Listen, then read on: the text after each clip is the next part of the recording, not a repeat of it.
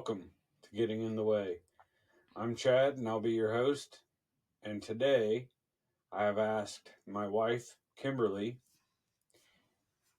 to join us, and we're going to look at the word love. So, the other day, you asked me a question what I would say if you told me that you loved me. Remember that? Yeah. What if I asked you the same question in return? My answer's on that short clip that she put on the interwebs. I would say that I have believed that ever since 2 weeks of knowing you, because there was something inside of you that gave me assurance that what you were saying was true. Um, I think it went somewhere along the lines saying, you know that I love you, right? And it was just so genuine, so happy, so like there was no stipulations, there was nothing holding you to say that. We barely knew each other at that time, so I would say yes, because of what was inside you. Made me feel, or had me believe what you were saying was true. So, is that the way things have went throughout your life as far as people telling you they love you? Did you have that assurance? I don't care if it's a family member, friends, significant others. Did you um, feel that feeling that you're talking about right now with people before, no matter how you knew them? So growing up, it was more along the lines that we had to say I love you, especially to like family members and stuff, like on the phone and saying goodbye. Like the thing was to end with I love you. And it was more of a thing that people said. There was no reason behind why I love you. It's just you love your family. Um So you would say it's almost a habit.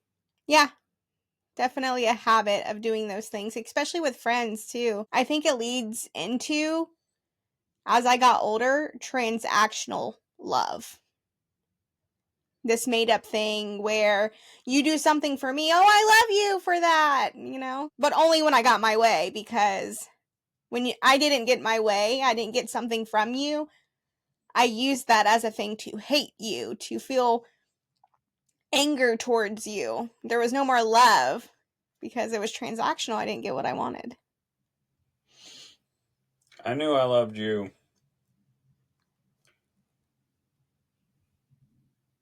I could say before I met you. When I met you would probably be more acceptable to most people, but since God has done what he has to me, I genuinely love people, and that's what I feel that feeling was that you felt. That would be God's love. And I came to like you after spending some time around you. And then I became attracted to you, which was the exact reverse of the way any other relationship had ever went in my life. It was always I want, I like, I need, because I was attracted. And then over time, I would end up thinking I loved the person. Yeah, that always came last, And except in yeah, family situations. But in like significant others or friends, oh, we like each other, then we love each other once we get what we wanted. Would it be fair to say that what we were calling love was more of I like you more Yeah. or am attracted more? Yeah. It was a more kind of thing to what was already established, that liking. I like you more now because I got more affectionate or more time with you, like things of that nature. It was a more thing. I like you more now. But we would slap the word love on there Mm-hmm. because that's what people do. It's what we were taught. I find it hard to even describe um, the love I feel. A lot of people will say, well, there's this kind of love, there's that kind of love, and the love over there, and the love over here. And I don't really understand that. I had a hard time understanding it anyway my whole life. And now it makes even less sense than it ever did because I feel that love is wanting more for someone than they could even want for themselves, maybe wanting them to feel the way I get to feel in relationship with God, wanting Mm-hmm. that for them so much that I would risk them not talking to me anymore to tell them the truth about how this can be. I understand that as love now. And I find it hard to describe because those words that I just used, I don't even feel are enough. Words seem to be very lacking when it comes to spiritual things. I struggle to find the right words that people might understand. God helps me with it at times. Usually, I have to be willing just to open my mouth and start talking, and then He can fill in the parts that I need help with. As you were saying, you love everyone. Yes. And I feel that as we walk with God, we are called to love everyone as He loves everyone. But once you get into that relationship with God, you start realizing that you don't like the actions of the people that you love that they're doing. I don't like a lot of things that go on, especially in my family. I don't really have many friends these days, but the ones I do, like, there are some things, some attributes of them that I just don't like. Like, can you see, like, this is damaging? These things are damaging you and everyone around you. Um, that's the things that I don't like, is when someone does something that not only hurts them, but hurts the circle around them.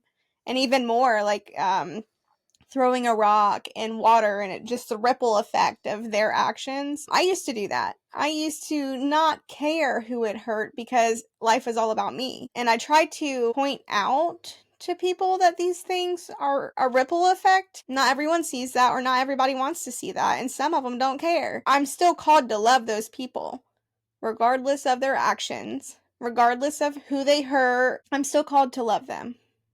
And I think that's what hurts the most for me. Not overlooking the things that are not likable, loving the person as God called me to love them. But I don't have to like their actions. I don't have to even be around them 24/7. I don't have to call them every single day. I do what God tells me to do. He puts in my heart that I'm supposed to reach out to a certain person. I do that.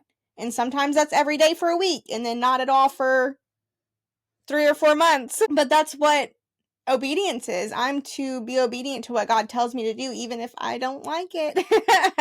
Because I'm sure there's attributes within inside me that God doesn't like. He loves the person. He doesn't like some of these actions that we do as humans.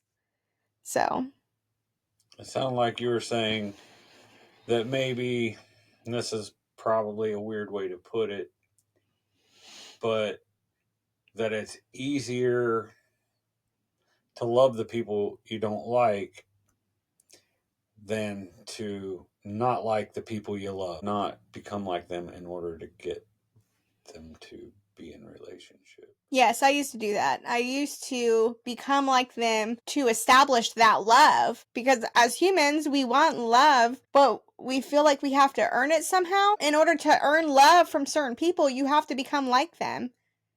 You have to spend time around them, do what they're doing, talk like they talk. And it's sad because a lot of times it's destructive. I'd agree. Do you remember when, before we were really together, we'd only known each other a short time?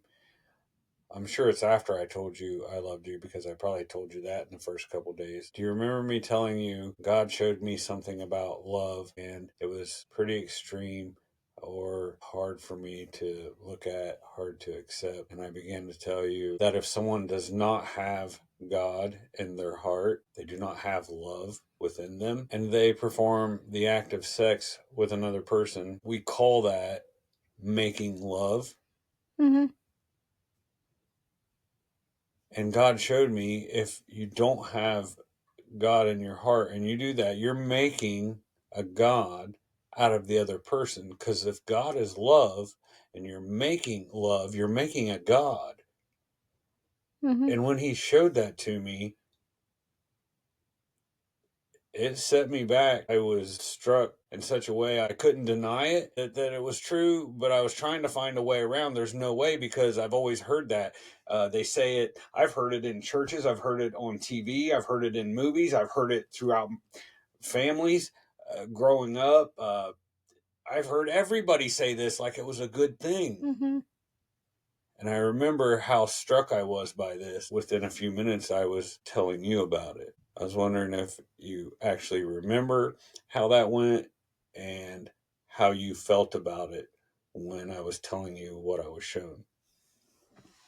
Well, if you think about it, which is what I was doing, I was thinking about the wordplay there, making love. So if love already exists and we're making something that's already existent, that doesn't make sense, right? We were talking about how it would be different, the enjoying love together instead of making something that already exists. We were enjoying something that God had given us, the gift of pleasure or whatever it would be. And we would enjoy the love instead of making the love because it's definitely a wordplay. And I was a little stunned too by the revelation of that, but it definitely rings true that you can't make something that already exists. You know, when you think about it, I don't know how I could make or manufacture love any sooner than I could serenity, courage, wisdom, anything else that we ask God for. I don't figure I can make. And we don't usually look at that with the word love. We're taught that it is something that we make. So